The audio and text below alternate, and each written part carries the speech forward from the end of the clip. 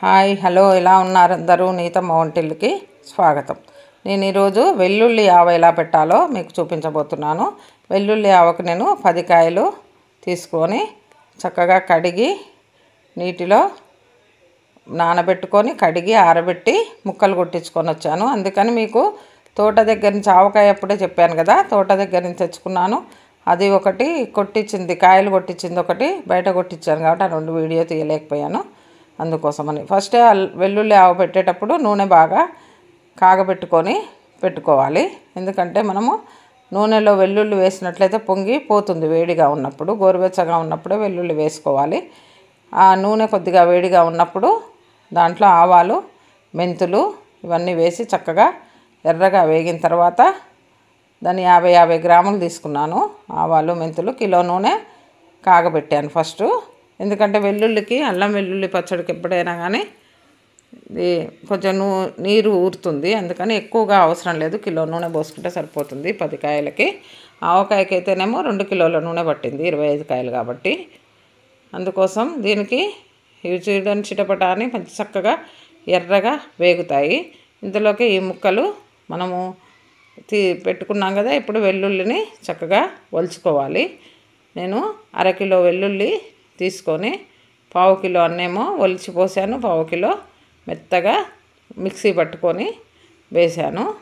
ఆ వెల్లుల్లి మొత్తం మెత్తగా చేసిన దాన్ని ఈ వేడివేడి నూనెలో పోసి చక్కగా కలుపుకొని ఉంచుకున్నట్లయితే మనం పచ్చడి కలిపేసరికి అది కొద్దిగా దాంట్లో మంచిగా మగ్గి ఉంటుంది. ఈసారి అల్లం వేయలేదు, అల్లం వేస్తే తర్వాత ఎందుకో తీయగా అనిపిస్తుంది. అందుకని నేను అల్లం వేయకుండా ఓన్లీ వెల్లుల్లితోటే పచ్చడి పెట్టాను. చాలా బాగా వచ్చింది పచ్చడి. మన ఇష్టం. అల్లం వెల్లుల్లి అయితే అల్లము 1/4 కేజీ తీసుకొని 1/2 కేజీ వెల్లుల్లి తీసుకొని పెట్టుకోవచ్చు.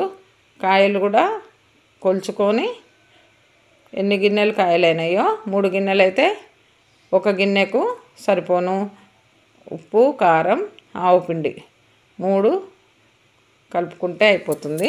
ఆవుపిండి ఇందులో చాలా కొద్దిగా వేస్తాము, 100 గ్రాముల ఆవుపిండి వేసాను అంతే. చిన్న డిష్ తోటి కారం 1/2 కిలో కారం పోసాను.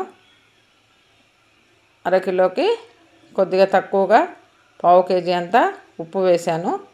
1/4 కేజీ కొంచెం ఎక్కువగా, కొంచెం సరిపడినంత మెంతిపిండి ఓ చారడు వేసా.